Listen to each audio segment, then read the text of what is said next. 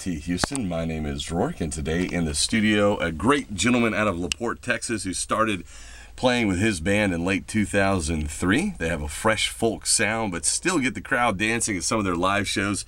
They have 2 CDs out, and the second CD will be out early next year, and they're playing this Sunday at the Houston Press Best Fest.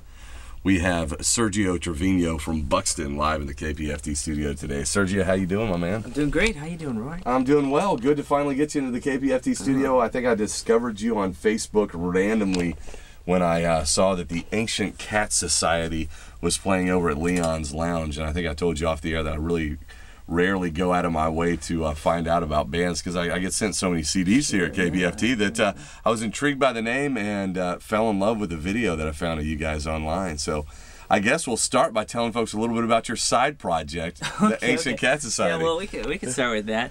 You know, Ancient Cat Society is basically the members of Buxton just doing a quieter folk scene. You know, Buxton's not for every occasion sometimes, you know, it's not exactly the coffee shop vibe, and I think that's where Ancient Cat Society kind of kicks in.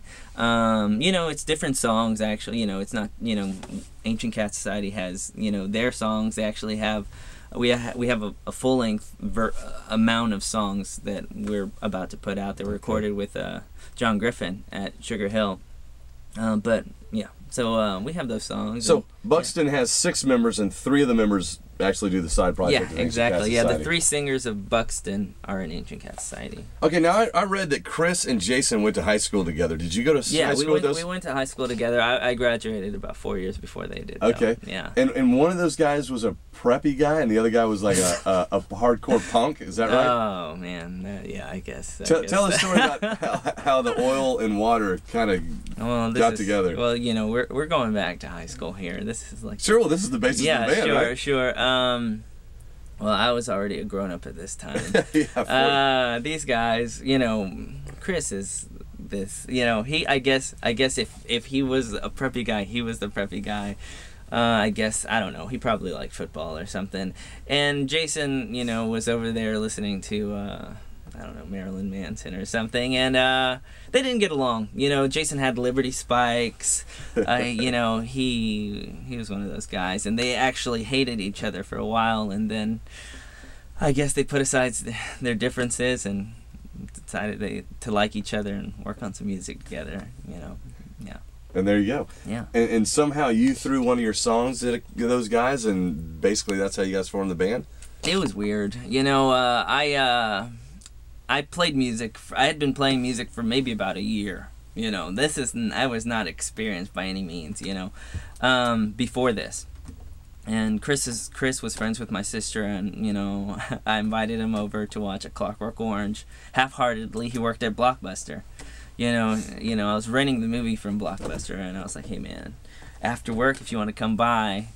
I half-heartedly invited him, and then, you know, 12 o'clock rolls around, and he shows up with, you know, a 40-ounce koozie or something, and drink.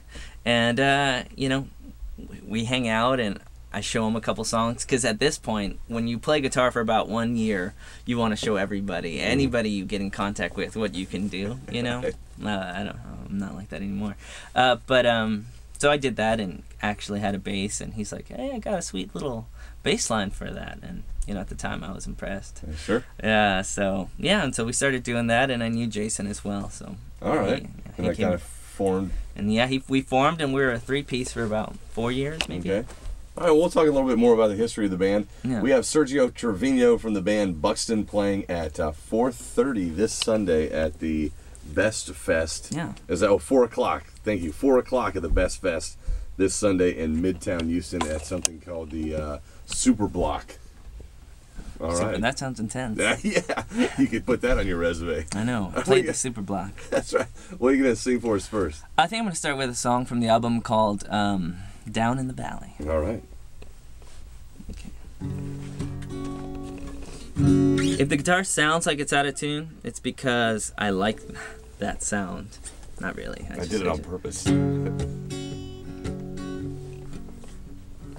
Down in the valley, where the women are so kind, They all speak so pretty, it just about blows my mind.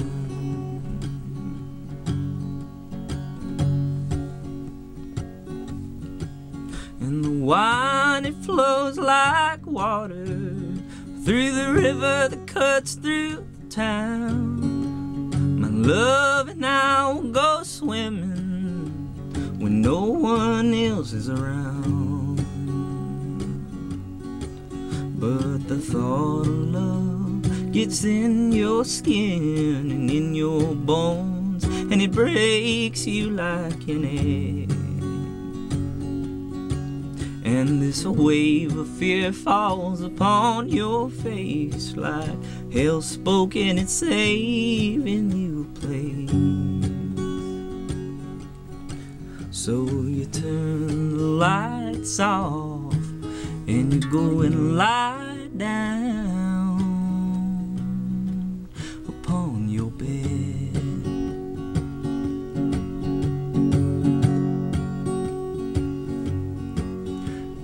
Children, they are playing, silhouetted by the sun, till the mother calls for dinner.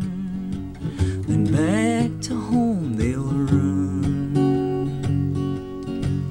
And the old men on their porches, they're puffing on their pipes. One moment they are sleeping, the next they're begging for their lives.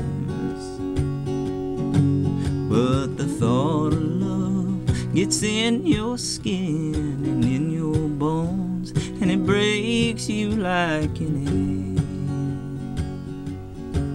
And this wave of fear falls upon your face like hell spoken, it's saving you a place. So you turn the lights off and you go and lie down. Yeah, you turn the lights off and you go and lie down upon your bed. Beautiful. Rick Trevino live in the KPFT studio from the band Buxton.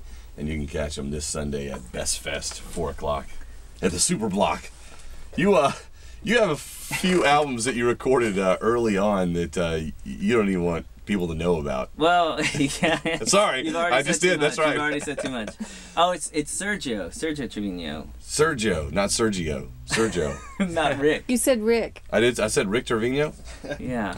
Rick Trevino is somebody. He's a famous guy. Is that a baseball player? No, I think he's somebody running for something around town. Like he's like a council person. Council person, yeah, or like a judge, Rick Trevino or something. Let's not get you confused with that. Yeah, guy. yeah. I mean, and hey, if he was here, They're like, oh, I heard him play the guitar on. I didn't know he was so well rounded. You know what? He's gonna win whatever he's running right. for. Yeah. I mean, I don't know. Maybe he won't.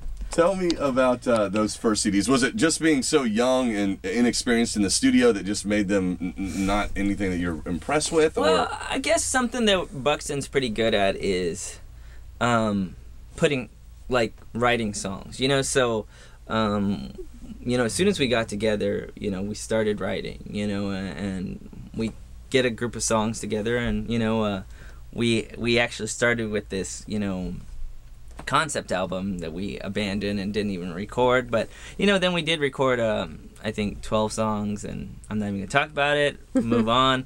We recorded another one. This one, we burnt 1,000 copies. It's called Red Follows Red, and I don't want to, I think it's on iTunes maybe. I shouldn't even be talking about this. We'll take it off iTunes.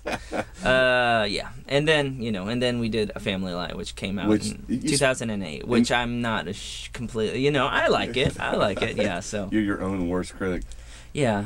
But you spent a lot of time on that album, and you're proud with I'm proud, especially for, what we were doing at the time, and I am proud, and I've listened to it kind of recently, and I don't know, I like what it feels like a time. This is where I was at that time, and well, this is where we were, and basically, I feel it's representative and it's a good representation of what was going on at that moment. Sure. Yeah. Now,